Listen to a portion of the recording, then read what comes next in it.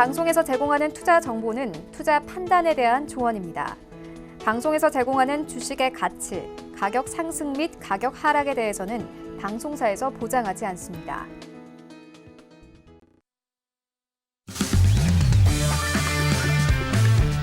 안녕하세요. 고수는 지금 진행의 김성희입니다. 해왕마스터와 함께하는 고수는 지금 금요일 밤 이 시간 함께하고 있습니다.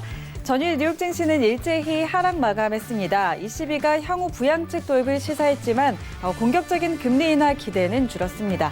또 미국 고용 지표와 기업 투자 호조로 발표되면서 연준의 대폭 금리 인하 근거가 약해진 점도 증시에 하방 압력 가했습니다. 오늘 뉴욕 증시는 2분기 GDP 성장률 2.1%로 예상치 상회하게 발표가 됐고요. 또 알파벳과 인텔 등 기업 실적 좋게 발표되면서 현재 상승세 나타내고 있습니다. 자, 오늘도 시황 분석과 선물 매매 전략들 꼼꼼하게 챙겨드리도록 하겠습니다. 이 시간 끝까지 저희와 함께 하시면서 탄탄한 투자 전략 챙겨가시기 바랍니다. 저희 방송 보시면서 더 궁금한 부분들 많이 생기실 텐데요. 방송 시간 이외에도 다양한 정보 얻어가실 수 있는 방법이 있습니다. 해왕마스터의 오픈 채팅방에 들어가시면 되는데요. 오픈 채팅방에 샘플러스 해왕 검색하시고 비밀번호 센TV 입력하시면 바로 입장하실 수가 있으니까요. 이 부분도 많이 활용해 보시기 바랍니다. 그리고 고수는 지금은 유튜브로도 함께 하실 수 있습니다. 유튜브 검색창에 4월경제TV 검색하시고요. 라이브 방송 보실 수가 있는데요. 저희 방송은 채팅창 참여도 하실 수가 있습니다. 이곳에 방송 보시면서 궁금한 부분들 질문 남겨주시면 해왕마스터가 답변해 드리도록 할 테니까요. 여러분의 많은 참여 기다리고 있겠습니다. 참고로 본 방송에서 제공하는 정보는 투자 판단에 대한 조언일 뿐 해당 상품의 가치와 수익률을 보장하지 않는다는 점 기억해 주시고요.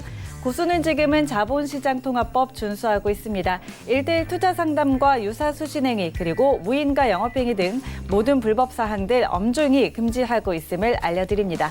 자, 오늘 방송도 해왕마스터와 함께합니다.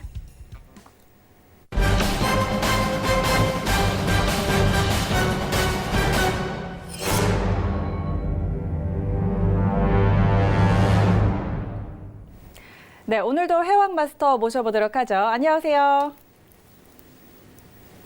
네, 안녕하세요. 해왕입니다. 네, 이제 달러에 대한 강세장이 한 차례 마무리되고 조정에 대한 국면에 들어갈 수 있는 장세인데 시황 자체 전반적인 국면으로 달러가 지속적인 강세가 드릴 수 있다는 부분 지속적으로 언급을 드리도록 하겠습니다. 앞으로 달러 인덱스 차트에서 진입에 대한 구간이라든가 이결에 대한 구간 자체가 제일 확보될 가능성이 높다 이렇게 평가 드리면서 자, 일단은 오늘 어닝 시즌 실적 발표 언급 드리고 시작하도록 하겠습니다. 네, 금일 기준으로 설명드리기 때문에 아마존 그리고 인텔 상위치가 나왔습니다. 네, 일단은 어닝 시즌 대표 이제 기업이죠. 오늘 대표 기업 아마존, 인텔 상회가 나온 상황 내에서 이제 헤드라인을 주목하면서 시황에 접근하면서 트레이딩하는 관점 자체를 설명드리도록 하겠습니다. 이상입니다. 네, 오늘 이 시간도 더 알찬 내용들 전해드리도록 할 테니까요. 끝까지 함께해 주시고요. 자, 잠시 후에 해왕마스터와 더 자세한 이야기 나눠보도록 하고 오늘도 선물시장 시세 먼저 확인하고 가도록 하겠습니다. 현재 미 본장은 상승세 유지하고 있습니다. 미니 S&P 500부터 살펴보도록 하겠습니다. 0.4% 상승세입니다. 3018포인트 지나고 있습니다. 다음은 나스닥입니다. 0.52% 오름세입니다. 8023포인트 선에서 거래되고 있습니다. 다음은 크루드 오일입니다. 0.29% 상승입니다. 56달러 18센트 지나고 있습니다. 다음은 골드 시세입니다. 0.41% 오름세입니다. 1,420달러 선에서 거래되고 있습니다. 마지막으로 유로 FX 살펴보시죠. 0.13% 하락세입니다. 1.11750달러 지나고 있습니다. 네, 오늘도 선물시장 시세 먼저 전해드렸고요. 그렇다면 외신 쪽에서 어떤 이야기들 나오고 있는지 오늘의 헤드라인 소식들 함께 살펴보시죠. 블룸버그 통신은 중국이 미국과 고위급 무역 협상을 앞두고 미국산 농산물에 대해 연달아 25% 고율의 보복 관세를 면제하는 조치를 취하고 있다고 보도했습니다. 보도에 따르면 중국 정부는 미국산 면화와 옥수수, 돼지고기에 추가 관세를 적용하지 않도록 하는 조치를 취하고 있습니다. 이러한 움직임은 중국이 오는 30일 예정된 무역 협상을 원만히 진행할 의도의 선의의 표시이자 미국에 약속한 대량 구매를 이행하겠다는 조치라고 분석되고 있습니다. 마리오 드라기 ECB 총재의 연설 이후 다음 주 미 연준의 금리 인하 폭에 대한 기대가 낮아졌다는 분석이 나왔습니다. ECB는 금리 동결 등 이번에는 행동에 나서지 않았지만 곧 추가 부양책을 펼칠 수 있다고 시사했습니다. 드라기 총재의 연설 이후 유로화는 최저치까지 떨어진 이후 상승으로 전환했고 연준의 금리 인하 폭에 대한 기대감은 0.5%포인트에서 0.25%포인트로 낮아진 것으로 전해졌습니다. 마켓워치에 따르면 전문가들은 현재 시장이 금리 인하 기대로 상승하고 있지만 결과 발표 이후 실망할 수 있다고 지적했습니다.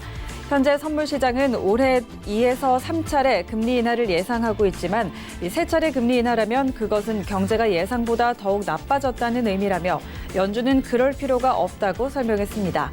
또한 다음 주 연준의 금리 인하는 지난해 12월의 인상을 되돌리는 것이며 이후부터 연준은 추가 완화가 필요 없을 정도로 견고한 경제 지표에 근거해 움직일 것이라고 내다봤습니다. 일본이 오는 8월 2일 한국을 수출 절차 간소화 혜택을 주는 일명 백색 국가 목록에서 제외하기로 결정했다는 보도가 나왔습니다. 스가 요시히데 일본 관방장관은 이에 대해 아직 각 회 일정이 정해진 것은 없다며 백색 국가에서 제외하는 것은 실행적 수출 관리 관점에서 적절한 조치라고 생각한다고 밝혔습니다. 화이트리스트에서 한국이 제외되면 일본 기업이 한국으로 수출할 때 식품과 목재를 제외한 거의 전 품목에서 개별 허가를 받아야 합니다.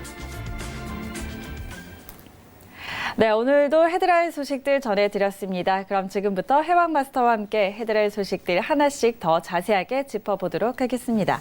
자, 먼저 첫 번째 소식입니다. 중국이 미국과 고위급 무역 협상을 앞두고 미국산 농산물에 대해서 25% 고율의 보복관세를 면제하는 조치를 취하고 있다는 보도인데요. 미국산 면화와 옥수수 그리고 돼지고기 등에 추가 관세를 적용하지 않도록 하는 조치를 취하고 있다고 합니다.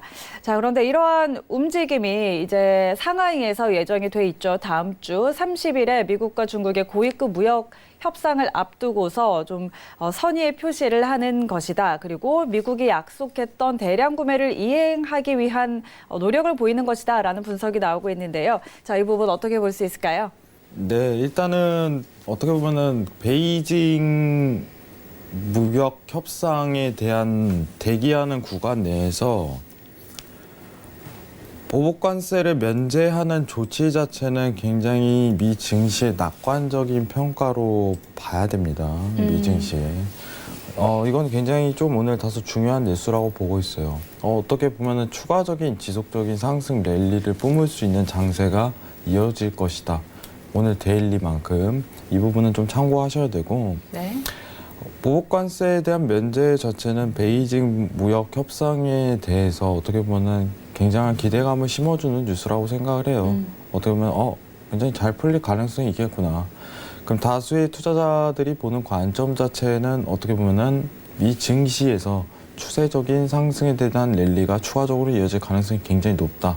이 부분을 평가를 해야 되고, 사실 이제 전일 어떤 한 지지값을 맞고 미 증시 자체가 상승 랠리를 펼치고 있는 국면에서 추가적인 상승 랠리가 어디까지, 그리고 손절에 대한 범위를 어디까지 측정하는지 좀 이따 미 증시 나스닥 볼 때 자세하게 보도록 하겠습니다. 이상입니다. 네. 자, 두 번째 뉴스로 넘어가 보도록 하겠습니다. 마리오 드라기 ECB 총재 연설 이후에 다음 주 미 연준의 금리 인하 폭에 대한 기대치가 낮아졌다는 분석인데요. ECB가 어제 통화정책회의 통해서 이번에는 금리 동결을 했지만 추후에 추가 부양책을 펼칠 수 있다고 시사를 했었죠. 그런데 연설 이후에 연준의 금리 인하 폭에 대한 기대감이 0.5%포인트에서 0.25%포인트로 낮아졌다라는 주장이 담긴 기사였습니다. 이 부분 어떻게 살펴볼까요? 네, 일단은 연준 금리 기대 인하폭 낮춰 드라기 발언 자체로 인해서 이런 부분을 평가했는데 내용을 다시 한번 읽고 평가를 드리도록 하겠습니다. 자, ECB 총재 연설 이후 다음 주 미 연준의 금리 인하폭에 대한 기대가 낮아졌다는 분석이 나왔습니다. 자, ECB는 금리 동결 등 이번에는 행동은 나서지 않지만 곧 추가적인 부양 펼칠 수 있다고 시사하는 부분. 자, 이 부분은 맞는 겁니다. 이 부분은 맞는 부분이고요. 네. 드라기 총재 연설 이후 유로화 같은 최저치를 떨어진 이후 상승으로 전환했고, 자, 연준의 금리 인하 폭에 대한 기대감은 0.5포인트에서 0.25포인트로 낮아진 상태다. 자, 고수는 지금을 계속 보시는 분들은 다 이해를 하셨을 거라고 생각을 합니다. 이 내용 자체는 사실상 이제 어떤 발언이 있기 전, 뭐 이런 부분까지 다 통틀어서 FOMC 회의 전 이런 부분으로 다 미리 평가를 내어드려요. 자, 드라기 22 정책부터 다시 한번 살펴보도록 할게요. 22 정책에서는 어떻게 보면은 이제 채권 매입 프로그램에 대한 시사는 아니지만 시사 가능성이죠. 전일 언급했던 멘트 중에 어떻게 보면 금리 인하와 더불어 채권 매입에 대한 강력한 시사를 어떻게 보면 했습니다. 네네. 그 상황 내에서 이제 FOMC 미국 내 입장을 보도록 할게요. 미국에 대한 어떻게 보면은 금리 인하 확률은 지금 기대치예요. 상황 자체가 가능성에 대한 여부 확률적으로 봤을 때 0.25%가 90%라는 거는 0.25% 하겠다는 소리입니다. 여기서 0.5포인트를 한다면 반전적인 내용 자체가 나올 거예요. 하지만 나올 가능성이 굉장히 적다. 이렇게 평가를 드리도록 하겠고, 오히려 지금 시장 상황 자체는 ECB 통화정책회의에 대한 기대감으로 굉장히 부풀어져 있는 상황이에요. 채권 매입에 대한 프로그램 자체가 오히려 더 앞으로 연말까지 이어질 강력한 추세에 대한 결정을 할 가능성이 굉장히 높다. 자, 일단은 달러의 대비를 평가를 했을 때 미국 FOMC에 대한 금리 인하에 대한 요소 자체는 시장에 반영이 안 될 걸로 평가를 드려요. 이거 미국은 다 배제하는 거예요. 22만 봅니다. 앞으로 할 가능성이 굉장히 높다? 그럼 단가만 측정을 하는 거예요. 어떤 지지계에 대한 이탈값, 스팬에 대한 돌파값 대 추세가 나올 가능성이 굉장히 높다. 이런 부분만 앞으로 측정하시면 돼요. 다 모두가 보고 있는 달러에 대한 반영 자체가 앞으로 통화정책 22의 채권 매입 프로그램 시작 일시에 포커스가 몰려있다. 이 부분이 가장 주목할 점이라고 제가 계속 언급드릴게요. 자, 그러면은 결과만 좀 전해드리도록 할게요. 이번 헤드라인 내용 자체는요, 우리 고수는 지금 코너에서 지속적으로 언급을 드린 부분입니다. 그렇죠. 오늘 하루 이런 언론의 기사가 나왔지만은 미리 제가 이제 계속적으로 여러분들 이럴 가능성이 굉장히 높습니다. 이렇게 될 겁니다. 이런 상황에 대한 연출 자체가 일어났습니다 하고 설명드린 거예요. 향후 앞으로 9월 이제 10월 돼갖고 금리 인하에 대해서는 어떻게 보면 8월 초쯤 들어가야지 그때부터 어떤 이제 재료라든가 8월 중순쯤 들어가야 돼요. 재료라든가 상황적인 모멘텀 자체가 나올 가능성이 굉장히 높아요. 이번 7월 자체는 어떻게 보면은 여태까지 했던 통화 정책에 대해서 미국이든 유로든 굉장한 변수예요. 근데 이런 변수에 대한 제기 자체가 6월 중순부터 이어졌다는 부분이 사실이고, 여러분들이 이거에 대해서 갑작스럽게 변화한 태도에 대해서 제가 피드백하라고 언급을 드렸습니다. 자, 그럼 달러 차트 잠깐만 보고 넘어가는 시간 가지도록 하겠습니다. 네. 자, 전일 이제 제가 언급드렸던 지지죠. 예, 달러에 대한 강세가 추가적으로 이어질 가능성이 굉장히 높습니다. 자, ECB 통화정책회의 자체는 어쨌든 간에 시사를 안 했기 때문에 눌림장을 줬지만은 이 부분에 대한 부분은 조정에 대한 관점 자체를 보는 게 오히려 낫다고 얘기를 드려요. 추세가 이런 식으로 앞으로 나올 가능성이 굉장히 높습니다.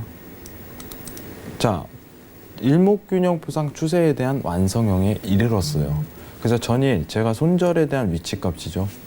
반대로 보면 돼요. 유로 차트. 유로 매도에 대한 위치값을 달러에 대한 97.170에 대한 이탈이 이루어질 시 유로를 손절하라고 언급을 드렸어요. 달러가 강세가 이어질 것입니다. 유로가 그럼 반대로 내려왔겠죠. 그러면은 달러에 대한 강세가 이탈이 안 됐고 고점에 대한 갱신이 됐다면은 이거는 유로 매도 구간이에요. 이 구간대가. 전일 방송 다시 체크하시길 바라겠습니다. 그러면은 여러분들한테 앞으로 설명드리고 싶은 부분이 뭐냐면은 앞으로 이런 ECB 통화 정책의 회의에 대한 기대감으로 이런 달러에 대한 강세장이 지속적으로 이루어질 가능성이 높다는 부분입니다. 자, 차트 한번 크게 보도록 할게요. 자, 달러 강세장이 계속적으로 나올 경우 앞으로 어떤 포지션에 대한 진입 자체가 굉장히 유리할까요? 자, 이 구간대입니다, 여러분들. 이런 구간대예요. 이런 구간대에서 추세적으로 먹을 가능성이 굉장히 높이 평가되는 거예요. 그러면은 시황을 보고 차트를 대비를 해보도록 하겠습니다. 지금부터. 여러분, 이건 굉장히 중요해요. 앞으로 여러분들 매매함에 있어서도 굉장히 중요할 거라고 생각을 합니다. 달러에 대한 강세 포인트 자체가 여러분들 기간대 대비 조정까지 친다고 보시면은 6월 12일, 7월 오늘 날짜 기준 26일입니다. 그러면 한 달 반이에요. 한 달 반. 한 달 반 동안 3번, 포인트 자체가 3번에 대한 포착 기회가 놓여 있었어요. 그럼 기간으로 해외 선물 장중 이제 한 달 20일로 치고 10일로 치면 30일 기간 동안 3번이에요. 무슨 뜻이냐? 자, 10일에 한 번 기회가 놓일 가능성이 굉장히 높다는 어떻게 보면 모멘텀 평가가 되는 거예요. 그러면은 회왕님, 지금 진입에 대한 구간대가 설정이 가능한가요? 일목균형 부상 강세장에 대한 조건 자체가 다 안 좋겠네요. 언제 고가를 이루고 스팬 자체를 밀러서 조정을 줄지 모르는 부분입니다. 그럼 기다리는 거예요. 그러면은 마지막 저항대인 어제 진입을 하라고 얘기 드린 부분은 뭐냐면은 유로존에서 언급은 안 했지만은 강세에 대한 조건 자체는 만족한다는 거예요. 만약 전일 2차입니다. 만약 전일 우리는 ECB는 2019년 10월 1일부터 채권 매입, 주식 매입 옵션에 대해서 시작을 하도록 하겠습니다. 이러면요. 이런 눌림장도 안 줘버려요. 눌림장도. 그냥 날아가 버려요. 아직까지 날아가고 있을 거예요. 아직까지도. 근데 이거는요, 레인지를 주겠다는 거예요. 그냥 매수에 대한 달러 강세에 대한 평가가 앞으로 지속적으로 열리겠지만 이런 조정에 대한 관점을 한 차례 더 겪고 어떻게 보면 파동성 상승장으로 나아갈 가능성이 오히려 더 높다는 부분이에요. 자, 시기 언급하잖아요. 파동 상승도 안 줍니다. 그냥 수직으로 가요. 일봉상 수직으로 가버려요. 지금은요, 어떻게 보면 추세적인 부분에서 강세를 따질 수 있는 부분이고, 자, 채권 매입 프로그램에 대한 어떻게 보면 테이퍼링이라든가 매입 옵션에 대해서 평가했을 때는 추세가 이런 식으로 나와요. 초강세가 나와요. 초약세, 초강세가 나와버려요.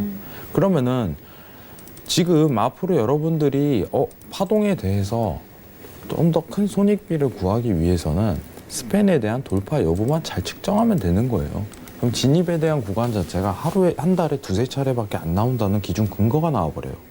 근데 이 구간은 정말 좋은 게 뭐냐면 손절이 수익 대비해서 굉장히 짧다는 부분이 평가가 드릴 가능성이 높아요. 자, 달러 강세에 대한 조건 자체가 성립되면은 손절에 대한 위치값 자체가 굉장히 짧게 구사가 돼요. 그럼 손익비에 대한 구성을 평가를 해보도록 할게요. 죄송합니다. 자, 진입 구간. 자, 스팬 돌파 오면 진입 들어가는 거예요. 유로 매도겠죠. 이건 달러 차트입니다. 손절 구간. 그러면은 손익비에 대한 구성 자체가 자, 이거 정확하게 칠게요. 왜냐면은 그 기준선의 고가 갱신을 기준으로 이절에 대한 평가를 하는 부분이기 때문에 고가 갱신 자체가 이루어진 단가로 보겠습니다. 그러면은 이런 구간대에 대한 손익비가 나올 가능성이 앞으로 굉장히 높다는 부분이에요. 자, 지금 연두색 네모칸하고 자, 색깔을 상반돼야 되기 때문에 빨간색 네모칸하고 파란색 네모칸을 구분을 하시기 바랍니다. 자, 보시면 아시겠지만은 빨간색 네모칸이 수익에 대한 구간 설정이고 파란색 네모칸이 손절에 대한 구간 설정이에요. 자, 여러분들 보시면 아시겠지만은 ECB 채권 매입에 대한 제시가 됐을 때 앞으로 이런 손익비에 대한 구성할 수 있는 달러 강세 조건이 지속적으로 나올 가능성이 굉장히 높다는 부분입니다. 이해하셨을 거라고 생각해요. 그럼 이 구간에 대한 측정 자체가요, 오히려 여러분들 짧게 먹는 것이 아니라 크게 먹고, 그죠? 크게 먹고 짧게 손절을 칠 수 있는 범위가 계속적으로 설정이 될 거예요. 자, 그러면 회왕님, 지금 달러요, 강세 들어가는데 유로 매도 또 들어가도 될까요? 안 돼요. 어제 들어가라고 했잖아요. 손절 여기다 구하고. 왜냐하면 조건 자체가 성립이 안 되는 자리예요. 고점을 어디에 갱신할지 평가 자체를 내릴 수 없는 기준으로 돼버려요. 자, 그러면은 뭐로 단타 차트를 볼 때는 이 어떤 기준으로 봐야 됩니까? 자, 이걸로 봐야겠죠. 30틱 차트. 달러는 거래량이 거의 드물기 때문에 30틱 차트 기준으로 제가 보는 편입니다. 자, 틱 차트, 30틱 차트 기준으로 달러가 97.580이라는 이탈 위치 값이 나올 때 그때까지 유로 매도에 대한 접근 가능성이 시사가 된다. 이런 부분을 평가를 내릴 수 있겠죠. 근데 골드는 달러 60분봉 차트에서는 답이 안 나와요. 이미 단가 다 놓쳤다 이렇게 평가를 드리는 거예요. 근데 이런 기회가 안 놓일 것이냐? 한 달에 두세 차례 온다는 겁니다. 한 달에 두세 차례입니다. 한 달에 두세 차례. 자, 정확히 기준에서 어떻게 보면은 지금까지 평가된 어떻게 보면 차트의 랠리상은 어떻게 보면 한 달에 두 차례 정도의 약 두 차례 정도의 기회가 놓인다. 그러면 모멘텀에 대한 구간 설정이라든가 이적 손절에 대한 구분을 잘 볼 수 있을 거라고 저는 판단을 드려요. 근데 이러한 차트에 대한 달러 강세에 대한 추세 요건을 나오는 게 ECB 통화 정책에 대한 채권 매입 프로그램이다. 이 부분을 강조드리고 싶습니다. 앞으로 이런 거 많이 보세요. 그럼 이 진입 구간대 유로 매도에 대한 단가를 측정하면요. 자, 정말 타이트하지만은 자꾸 버틸 수 있는 단가 자체가 측정될 가능성이 굉장히 높다. 이렇게 평가를 드리도록 하겠습니다. 이상입니다. 네. 자, 저희 두 번째 헤드라인 뉴스 시황과 관련해서 ECB가 채권 매입 프로그램 재개한다면 추가적인 달러 강세장 나올 수 있다라는 의견 주셨고요. 다음 소식으로 넘어가 보도록 하죠. 자, 마켓워치의 보도인데요. 현재 시장이 금리 인하 기대로 상승을 하고 있지만 만약 결과 발표 이후에는 오히려 실망을 할 수 있다라고 지적을 했습니다. 현재 선물 시장에서 올해 두세 차례 정도 금리 인하를 예상을 하고 있는데 이 세 차례 금리 인하라면 경제가 예상보다 더욱 나빠졌다라는 것을 뜻한다고 이야기를 했는데요. 자, 그런데 미국의 경제 지표 발표되는 거를 보면 미국의 경제 상황이 그렇게 세 차례 정도 인하를 단행할 정도로 나쁘지 않다라는 게 의견입니다. 그래서 이후부터 연준이 추가적으로 완화를 할 필요가 없다라는 의견인데, 자, 어떻게 볼 수 있을까요? 네, 일단 여기 나온 전문가, 마켓워치 전문가가 사실 이제 제가 말씀드렸던 의견이에요. 네. 의견입니다. 제가 여러분들 이제 고소는 지금에서 평가 드린 부분이 뭐였냐면은 다소 의아하다예요. 네. 이런 표현을 했어요. 미국 FOMC에서 그렇게 금리 인하를 강행군으로 단행할 만한 요건 자체가 충족이 안 되는 상황에도 네. 단행을 하는 거예요. 사실상 이제 트럼프의 압박이 있었기 때문에 가능한 행동이라고 저는 보고 있습니다.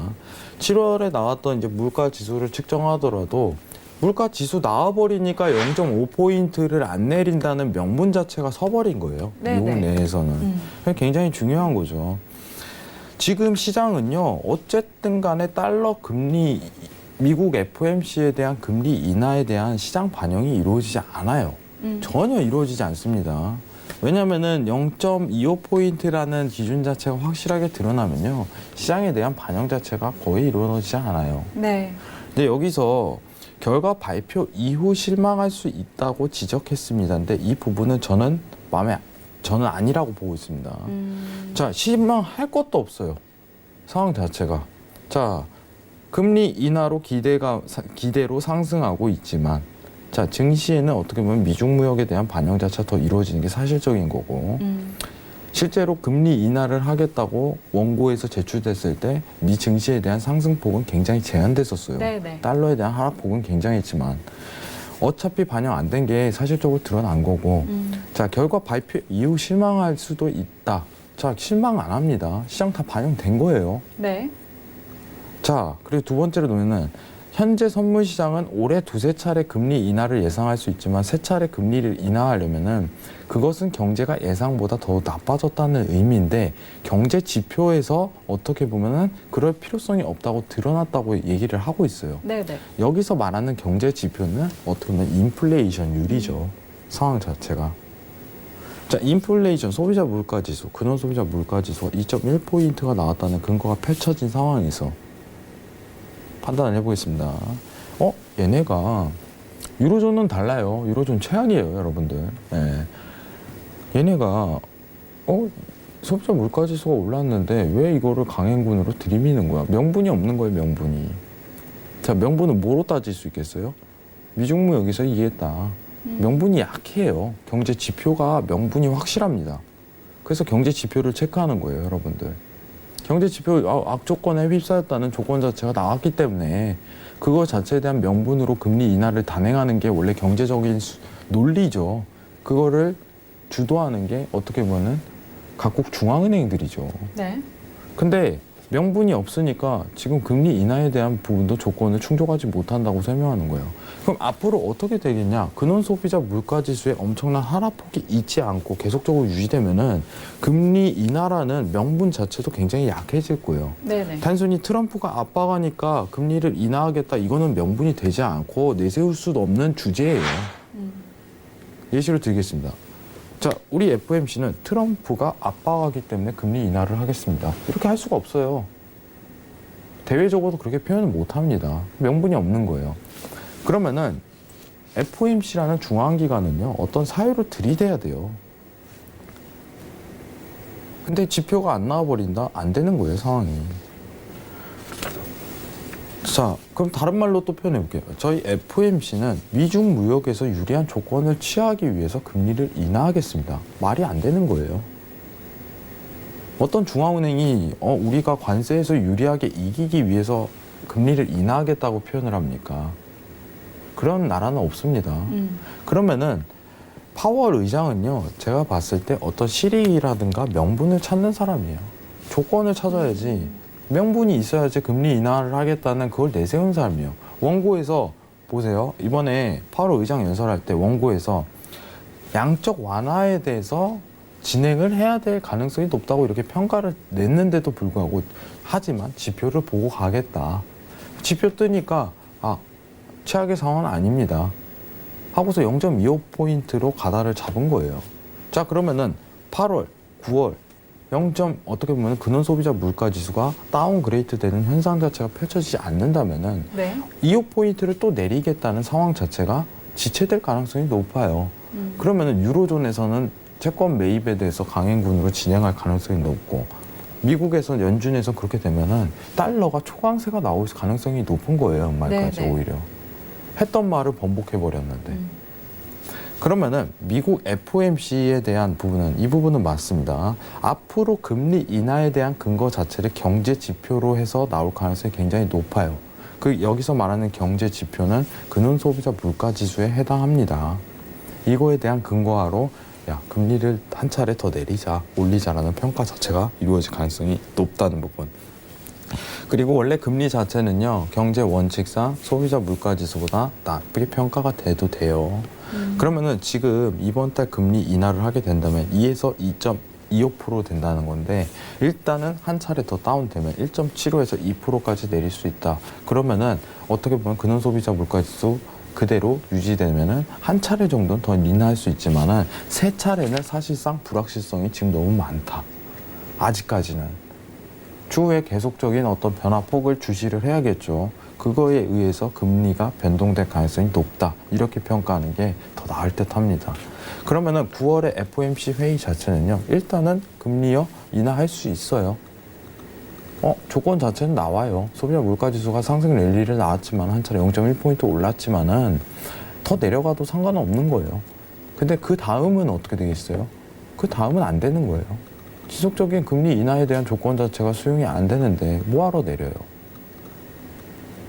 자, 어쨌든 9월 때 여러분들 금리 인하를 FOMC에서 하게 된다면은 어쨌든 간에 이거 자체는 8월이든 8월 초든 8월 중순부터 재료를 던져요. 8월 말부터 던질 가능성이 굉장히 커요. 8월 말부터. 워낙 짧은 폭이었기 때문에 그때부터 이제 시장의 큰 변화폭을 이제 어떻게 보면 시장의 혼란을 막기 위해서 미리 또 재료를 던지겠죠. 그럼 그 사이에 근원 소비자 물가지수 발표되고 우리가 평가할 게 굉장히 많습니다. 그때 가서 평가해도 늦지 않습니다. 하지만 지금 현 시장 상황은 어쨌든 간에 미국 금리 인하에 대해서는 반영하고 있지 않다는 점. 하지만 앞으로 여러분들 금리 인하에 대해서 체크하기 위해선 근원 소비자 물가 지수와 어떻게 보면 경제 지표를 꾸준히 체크해야지 금리 인하에 대한 가능성을 먼저 캐치할 수 있을 거라고 생각이 듭니다. 이상입니다. 네.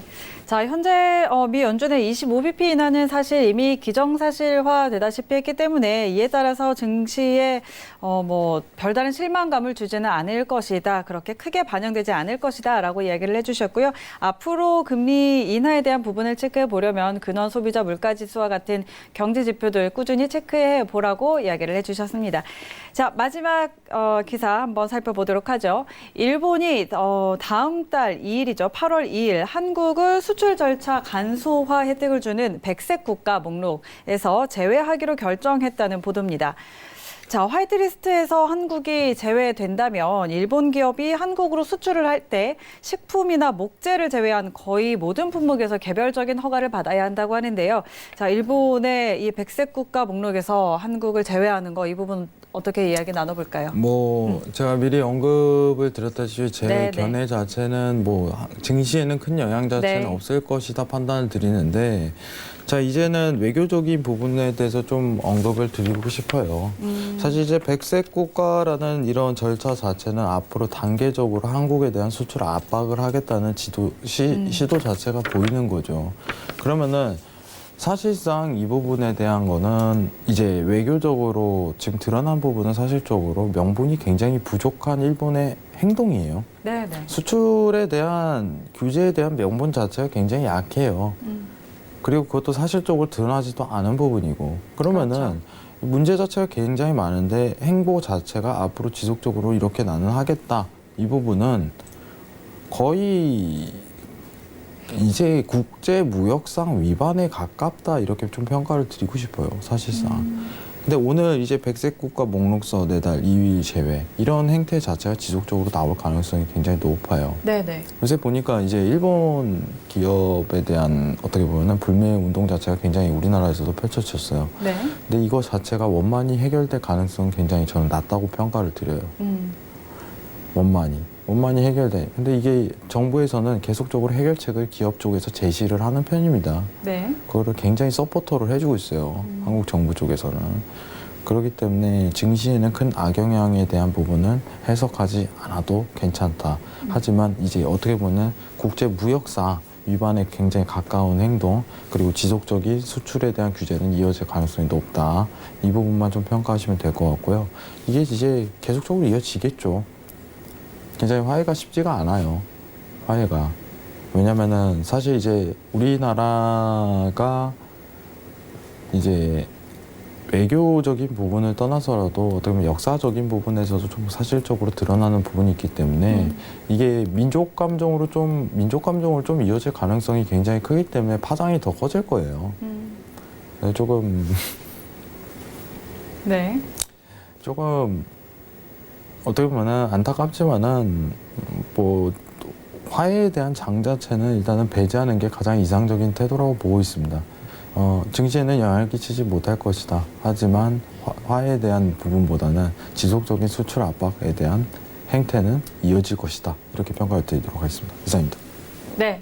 자, 우리나라에 대한 일본의 수출 규제, 우리 증시에는 별로 악영향을 끼치지는 못할 것이다. 그러나 수출 규제는 계속해서 지속될 가능성이 있다라고 의견을 주셨습니다. 자, 지금까지 해왕 마스터와 함께 오늘의 헤드라인 뉴스들 하나씩 짚어봤고요. 다시 한번 현재 시세 어떻게 움직이고 있는지 그 흐름 짚어드리도록 하겠습니다. 네. 현재 미 본장 혼조 양상 나타내고 있는데요. 선물시장 미니 S&P 500부터 확인하시죠. 0.37% 상승 중입니다. 3,017포인트 지나고 있습니다. 다음은 나스닥입니다. 0.34% 오름세입니다. 8,008포인트 선에서 거래되고 있습니다. 다음은 크루드 오일입니다. 0.39% 하락세입니다. 55달러 80센트에서 거래되고 있습니다. 다음은 골드 시세입니다. 0.41% 오름세입니다. 1,420달러 선에서 거래되고 있습니다. 마지막으로 유로 FX 확인하시죠. 0.11% 하락세입니다. 1.11775달러 지나고 있습니다. 네, 현재 선물시장 시세 다시 한번 전해드렸고요. 그럼 본격적으로 오늘 해왕마스터와 함께 다뤄볼 이슈 확인하도록 하겠습니다. 화면으로 확인하시죠. 첫 번째 이슈 나스닥입니다. 경기지표 호조의 대폭 금리 인하에 대한 기대감이 후퇴하고 있습니다. 두 번째 이슈 크루드 오일입니다. 중동 지역 갈등 심화에 유가 상승 지속될지 크루드 오일 전략 짚어봅니다.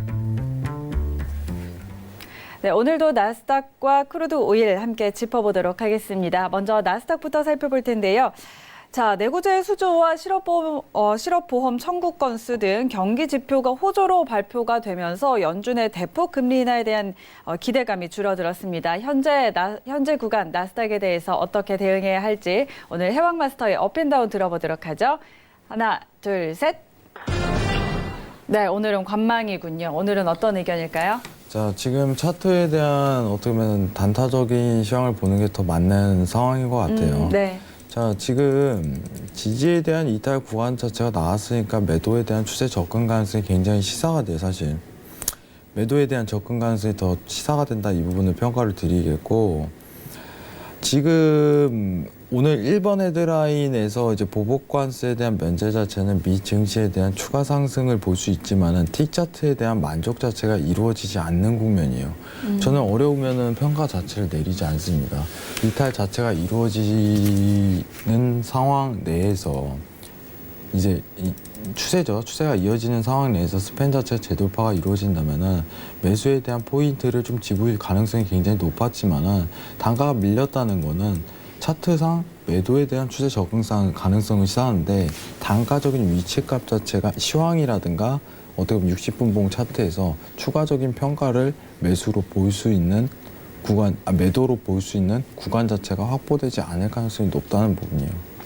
단순히 시황은 이제 오늘 중국 관세에 대한 면제죠. 면제.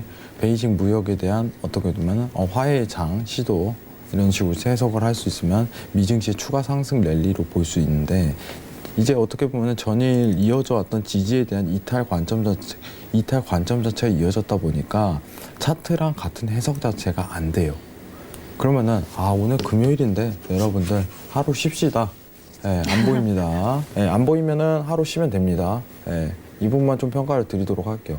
한번 쉬고 자, 차트 한번 어떻게 종가가 내려지는지 이 부분에 대한 평가만 이제 다음 날부터 월요일이죠. 월요일부터 그때 내리는 게 오히려 더 낫다고 이렇게 전해드리도록 하겠습니다. 이상입니다.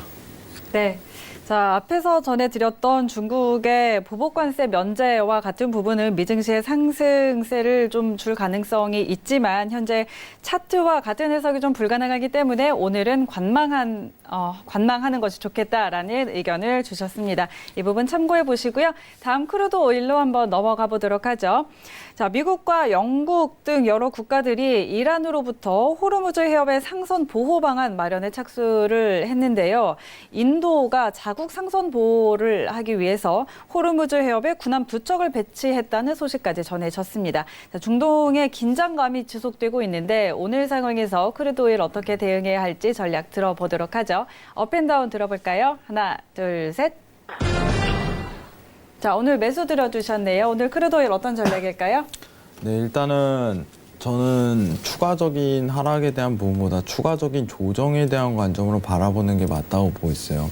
사실 이제 단가 자체가 좀 많이 기다리긴 해야 돼요. 네.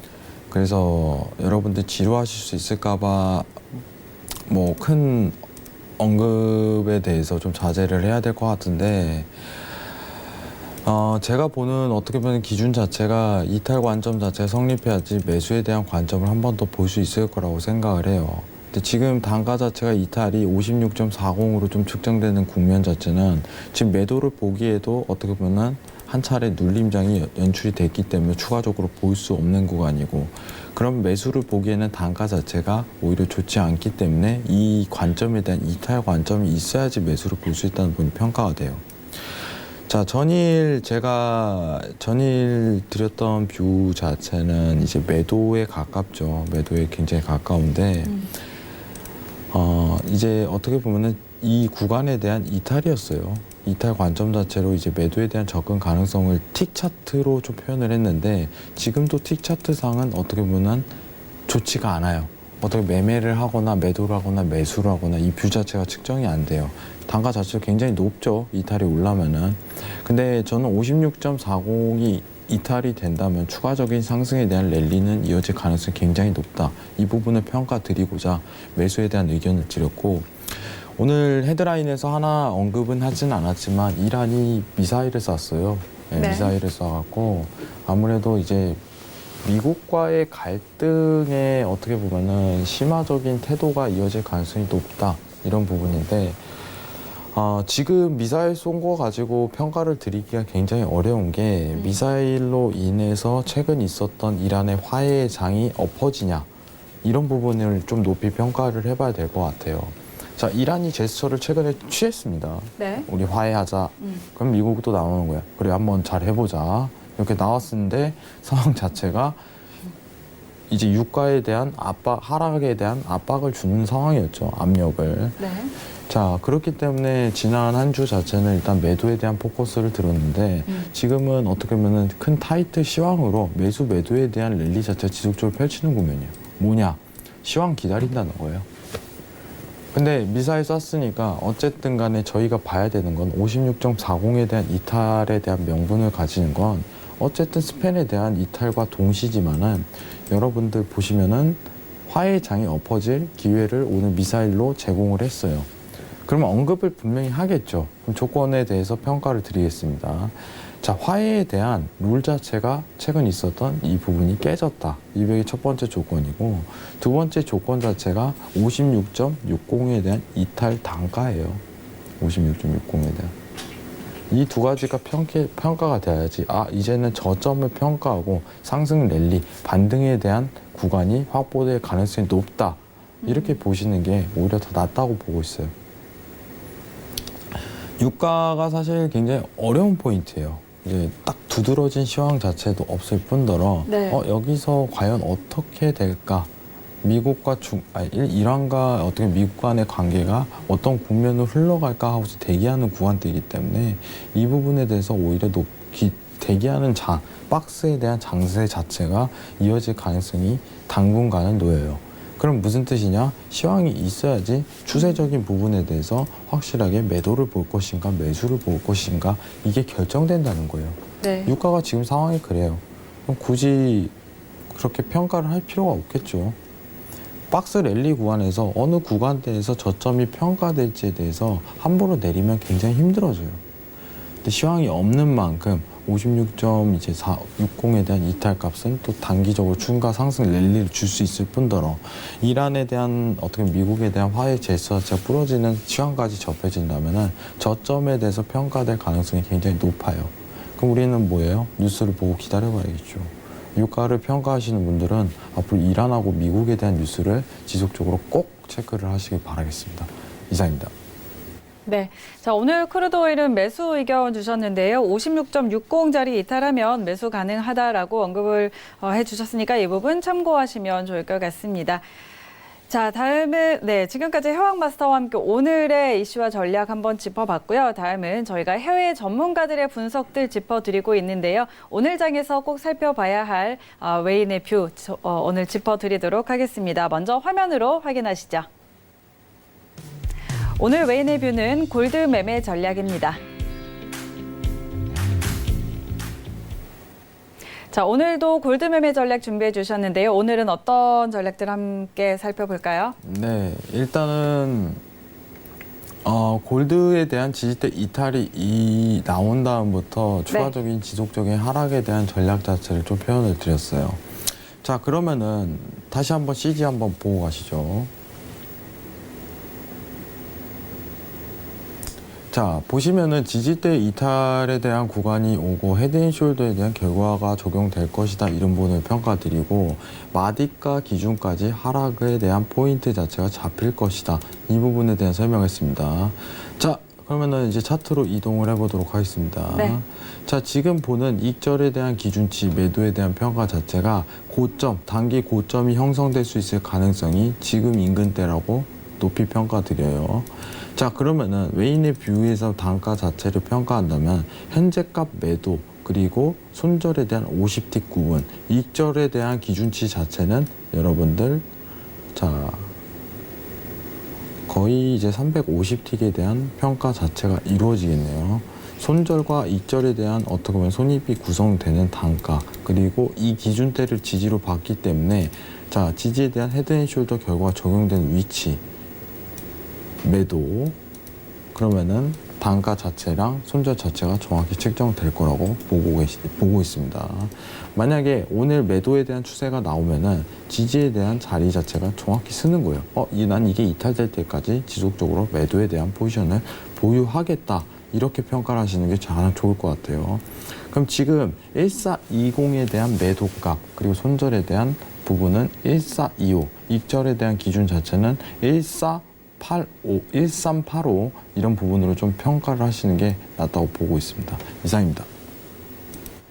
네, 자 오늘 골드 매매 전략에 대해서는 1420의 매도 라인 주셨고요. 그리고 손절 라인은 1425, 익절 라인은 1385 이렇게 제시를 해주셨으니까요. 이 부분도 참고해 보시기 바랍니다. 네, 지금까지 해왕마스터의 웨이내뷰 짚어봤습니다.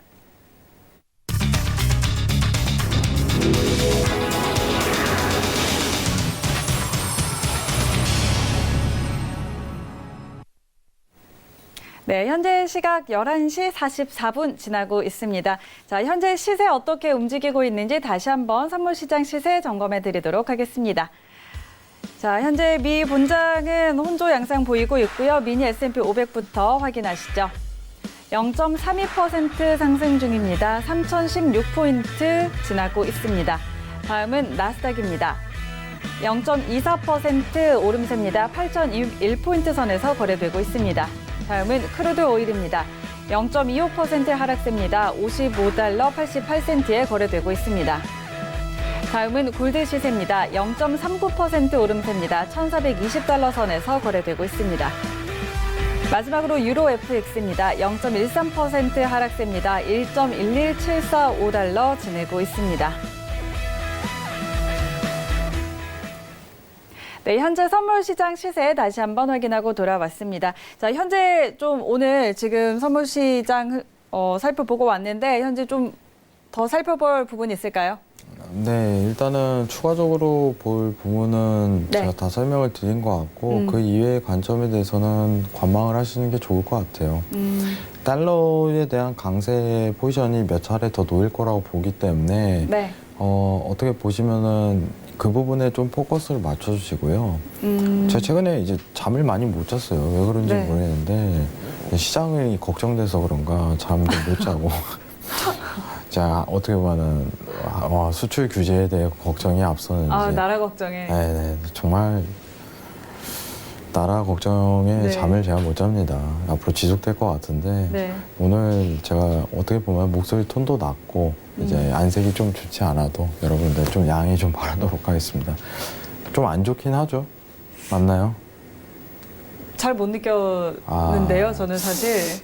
네, 앵커님께서 네, 좋은 소리를 하시려고 네, 이상한 소리 잠깐 했습니다.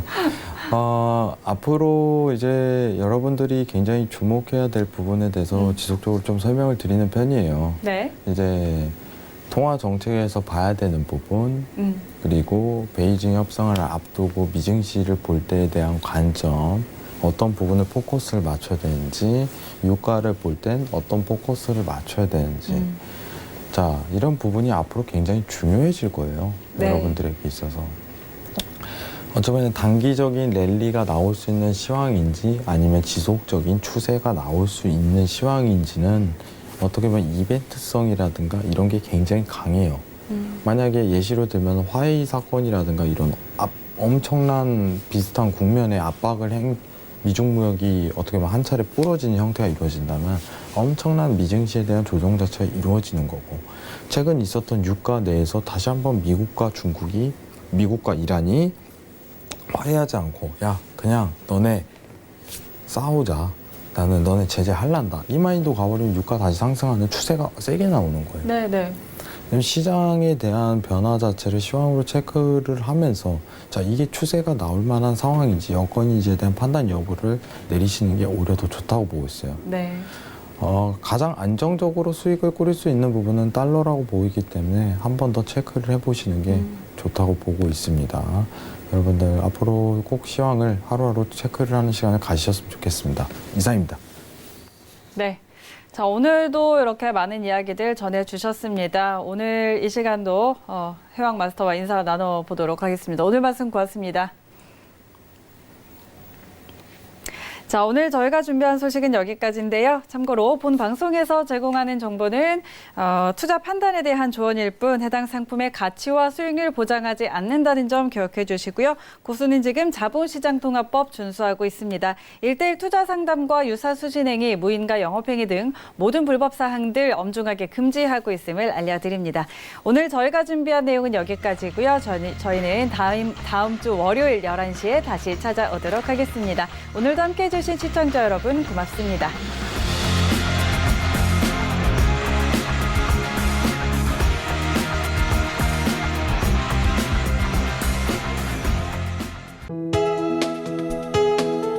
본 방송에서 제공하는 투자 정보는 투자 판단에 대한 조언입니다.